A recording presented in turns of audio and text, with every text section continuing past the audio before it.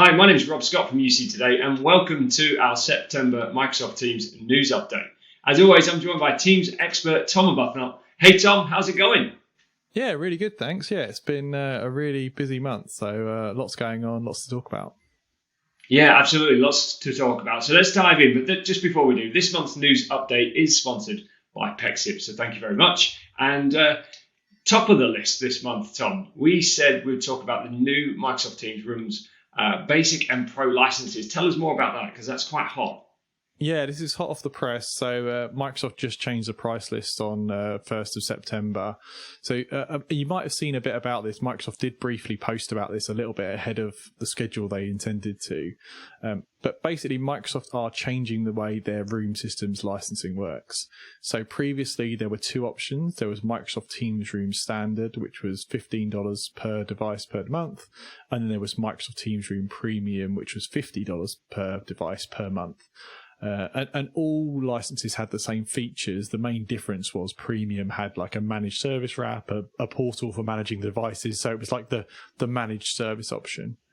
And Microsoft are changing the model now. So they're going to have a Microsoft Teams Room Basic, which is completely free for up to 25 devices. So the idea is that kind of starter / SMB with a few devices that doesn't need advanced features. They can get started completely free per device per month. Obviously, they pay for the device from the OEM, but it is basic. It's not the fancy cameras. It's not the room panels. It's not any managed service or managed wrap around it. It's none of the AI fanciness. So things like front row and together mode, all the fancy things you see Microsoft promoting, that's not in basic. And then there's the pro rooms, which is everything you see, all the fancy AI and camera tracking and speaker recognition, and crucially the management around them. So a portal to manage them. The other important difference is Premium used to have a manned remote managed service from Microsoft. They're dropping that and they're pushing that out to partners to do. So it will be a Pro will include a management portal and AI management. But if you need actual people helping you, then you're into partner land for that, basically. Got it. And so a lot more features available in that Pro edition. But what's the pricing like? Is it changing? For the Pro edition? Yeah, so it's definitely an impact. So if you want all the features, you're going to have to go Pro, basically, and that's $40 per device per month. So that's still well under what you typically see in our space. So Zoom is $49 per device per month, and Cisco's somewhere above that, but I can never get a straight answer. If anyone works in Cisco land and can give me the answer, that'd be interesting. But generally speaking, it's still pretty low compared to the industry, but if you were paying $15 per room per month, it is still a jump to 40. There's no getting away from that. So for some customers, it'll be a jump because they'll be going from 15 to 40, but they get all those additional services. For some customers that were already on Premium, it'll actually be a $10 reduction, but they're going to have to work out how they replace that managed service people wrap. So they'll probably, that $10 will probably go back to a partner if they want a managed service wrap. But I mean, Microsoft want to invest heavily in the Pro model. So there'll be some news coming out at Ignite, which we should keep track of, where a whole bunch more features are rolling in. So kind of is going to be a jump. There's no getting away from that. For some people who are on the standard room licensing, they can choose to drop down to basic for free and save some money, but lose features, or they can step up to Pro and they're on the train for all the future features as well. Fantastic. So yeah, quite a nice move there from Microsoft, and for large enterprises, I can imagine if you've got 100 meeting rooms, for example, that those numbers are going to get pretty high, aren't they? They are. I mean, most big customers would want the managed service wrap anyway, so they would typically be targeted with the premium license anyway. But there are plenty of customers out there using the standard $15 license that have been getting that value for years and years and years. I mean, when this started, there weren't half the features there are now, so Microsoft would pitch it, you've had a long run of a really good value, but absolutely people who are on the $15 are now going to have to think about how they jump up to $40 and where the value is for them. Indeed. Right. Well, okay, next up we said we'd talk about pay-as-you-go calling plans from Microsoft Teams. Tell us more on that one. Yeah, this is pretty huge. So Microsoft forever have offered calling plans for Teams, so i.e. a phone number and some minutes, but they've always been in that bundle per user format. So you pay for an individual user, you get a set bundle of minutes per user, and those aggregate over the same types of users in the same countries. So the classic kind of more in the Europe, you tend to get this in mobile contracts. I pay for my phone number and a bundle of minutes. And that has always been different to how the industry would typically do it, which is you pay per phone number and then you pay per channel and then you pay for your minutes as you go, i.e. your usage. So for the first time, Microsoft are offering a usage-based model. You still pay per user, so you pay $2 or $3 per user per month, depending on what countries you're in, but then you don't get any minutes bundled, you then pay per minute. So this works really well in theory for customers who have lots of users who barely use the phone, so they need the ability, or they take a lot of incoming calls but don't make any real outgoing calls, but don't heavily use the bundles of minutes. But it is worth looking as a customer. It's worth looking at those per minute costs because they are relatively high compared to the industry. Everything is well over 1 pence a minute, and it kind of goes up from there. So you have to do the maths on, does it actually make sense for you, or is bundles of minutes, or is third party through Operator Connect or direct routing the better total cost of ownership for you? Yeah, interesting. Why have they done this, Tom? Has Microsoft given you any insight there? Yeah, no, I mean, I haven't had any kind of first-hand insight, but I would think it's to push the Teams phone license and give them ability to have a first-party way to give telephony at a reasonable cost, because there's a hell of a lot of licensed Teams phone seats out there that aren't yet connected to PSTN.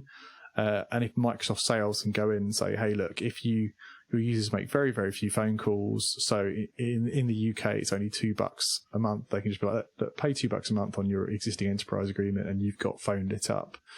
So I think it's a motion to say for either small customers, or large customers with not much usage, you can do this all first party really easily. Microsoft still, always love the partners and all that stuff. So they're always going to say there's options. You can go to Operator Connect, you can go to direct routing, you can go to them. But as they push up on lots of direct engagement with customers around customer success, I think it's handy for them to have a model where they can just say, look, all in one, straight from us, pay as you go, here it is. Great, and just so I'm hearing you right, you can mix and match that therefore, so you can have bundled calling plans, and you can have this pay-as-you-go model. 100%, really good point. Yeah, you can mix and match all of these models, so you can mix and match multiple Operator Connect operators, you can mix and match direct routing, Operator Connect and calling plans, and you can mix and match calling plans that are bundled and pay-as-you-go. So look at your user base and work out what combination of things you want. But yeah, most customers, there won't be a one-size-fits-all for calling, so they will be mixing and matching different operators and plans. Fantastic. Well, thanks for that. Next up, we said we'd talk about a really crucial update, actually. And I know you're going to expand on this as to why it's crucial, but you're going to have to also explain what a 3-pip phone is for Skype for Business to me. So, Tom, tell us more. This is an insider engineering term that became the term. It's quite funny. So Skype for Business 3-pip PIP phones are third party, so 3P IP phones. So 3PIP was the engineering term and it became the term. So what this is there were Skype for Business phones that were built by third parties. They had third party software on, but they were certified to work with Microsoft Teams. So the old world of both, certified for Skype Business Online and Skype Business Server. So the old world of server mainly. And lots of customers that bought Skype Business Server invested in these phones. As the world moved to Teams, they needed a way for those Skype for Business phones to work with Teams. So Microsoft came up with a gateway that allowed a Skype for Business phone to log in like Skype for Business and work with Teams.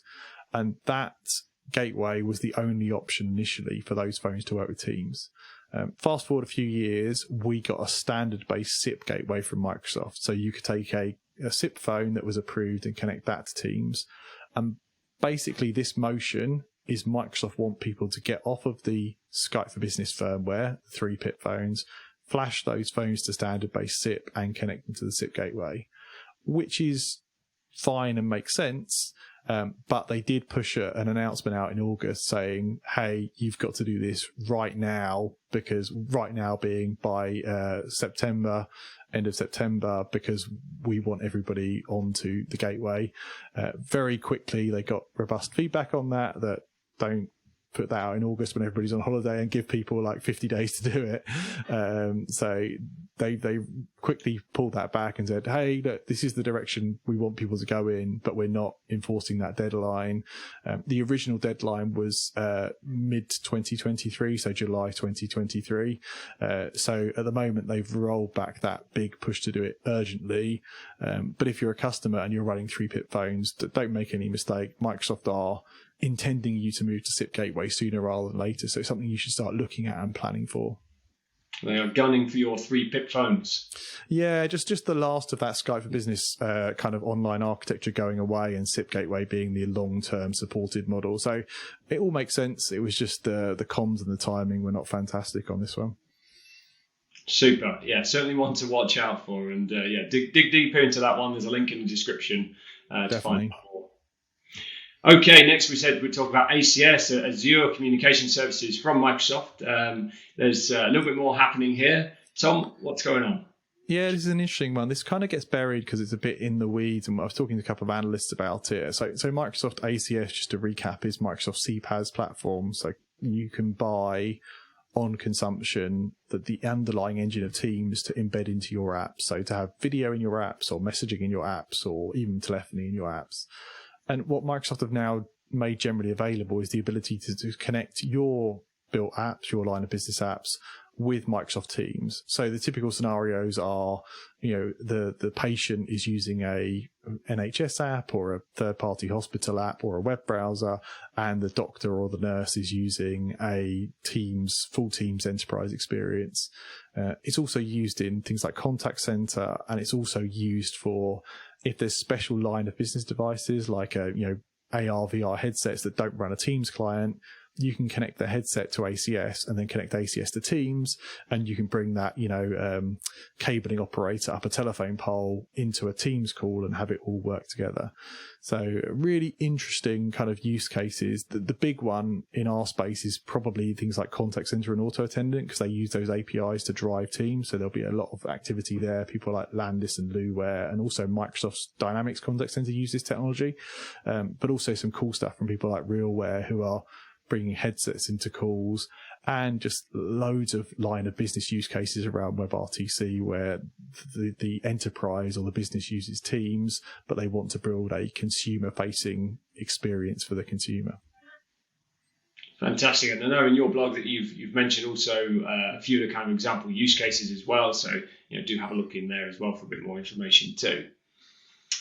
So lots on ACS, and we seem to be getting more and more from Microsoft on ACS, don't we? It seems to be more and more use cases coming through. Yeah, it's a big push. So they're pushing in the contact center space with their digital contact center platform, and that's underlying is using ACS as well as other components.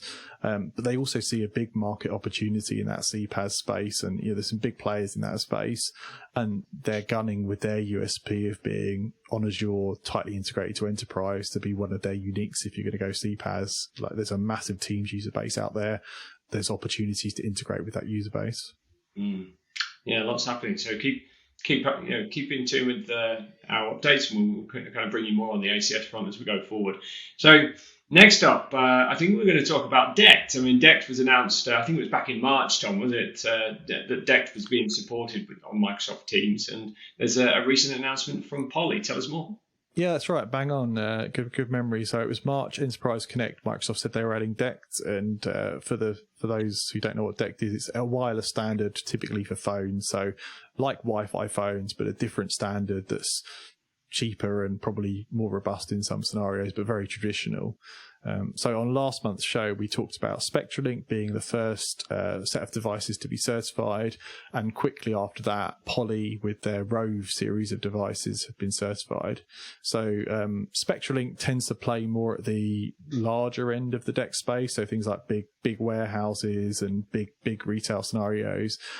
Poly tends to play a little bit more at the smaller end, so like you can get a phone and a base station and just connect it up to Teams. So for like a a dentist or a doctor's surgery or something like that. And they probably scale up a bit, and obviously SpectraLink scale down a bit, but generally in those spaces, that's where you're seeing them. So yeah, I put a blog out. There's some interesting stuff around the devices that are supported and how their base stations work and stuff, but giving customers more options in the DECT space for Teams now. Fantastic. Yeah, more and more options, which is great to see. Last but not least, from the news on the news front, before we jump into events, we said we'd talk about Skype for Business Server, well, another Skype for Business news item, but Skype for Business Server vNext. What's going on there?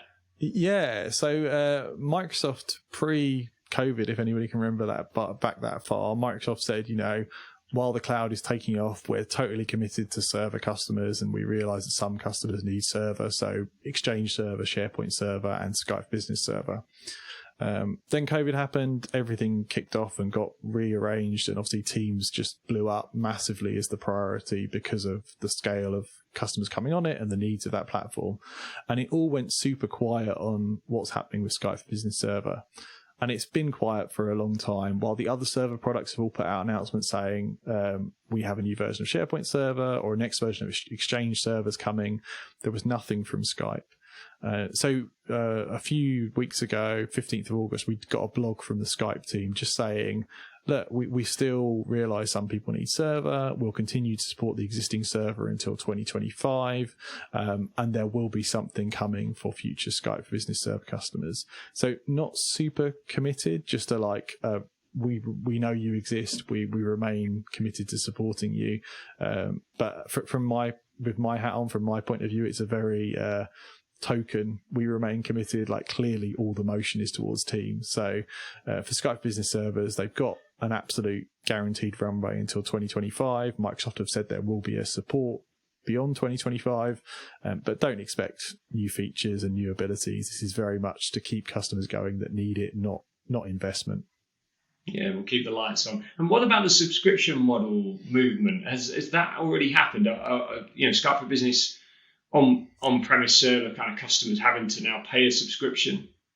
Yeah, that will come with the next version. So at the moment, it's all based on license of the server, but Exchange Server and SharePoint Server are moving to subscription models. So Skype Business Server will do the same thing. So it's a good point for customers that are trying to remain on premises because they don't like subscription.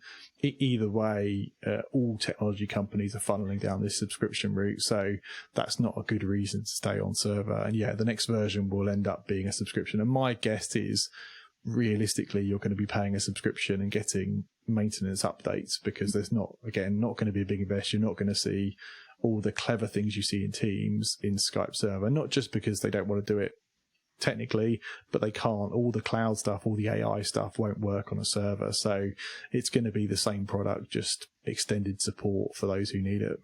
Yeah, absolutely. Well, thanks for the update, and thanks for all those updates. So some really good and vital news points there. So last but not least, let's go through some events. We've got 3 big events to mention. Top of the list is UC Expo, which is coming up on the 12th and 13th of October. Yeah, not that long now. I'm really looking forward to this. This is UC Expo Europe, the London event. Always a really good turnout. There's a Microsoft stage, so I'm involved in a few sessions there. And we're doing a big meetup, kind of a community meetup at the end of day one. So a bit of a Microsoft AMA, pulling some Microsoft people in and some friends in to do a bit of a Ask Us Anything, some beers and pizza and stuff. So yeah, it should be a really good one. Yeah, and in terms of big themes, I know it's towards the end of the year, which kind of always feels a bit strange because the themes are always something we talk about at the very beginning of the year, I suppose. But what do you think in terms of topics? Do you think we're going to kind of hear more of the same of what we've already been going through, hybrid work, return to work, and all this stuff, or do you think there's anything new on the horizon? Yeah, I think there's a lot of the hybrid is still a topic. I think we've got over the phase of everybody saying we don't know what hybrid is. We've been doing it for a while now, so it is what it is. but I'm doing a session. I've got Pearson on, EY on, and Burberry on a panel, and we're talking about some of that stuff actually, like not what's the theory, but what's the fact. How do you make it successful the best you can in the real world? There's a lot of stuff around rooms because people are still working out what they do with office spaces. But I think the underrated topic is async collaboration and how we need to change hybrid with, not hybrid is not having online meetings all the time. It's how somehow having a plan to work together in a more coordinated async way. So I'd like to see more content around that bit as well. Interesting. Yeah, absolutely.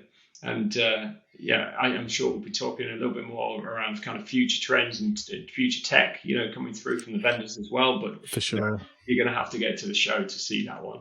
And listen to those insights and predictions, I suppose. So fantastic. Well, next up is a even bigger event across the globe, certainly in the Microsoft world, which is Microsoft Ignite, October 12th to the 14th.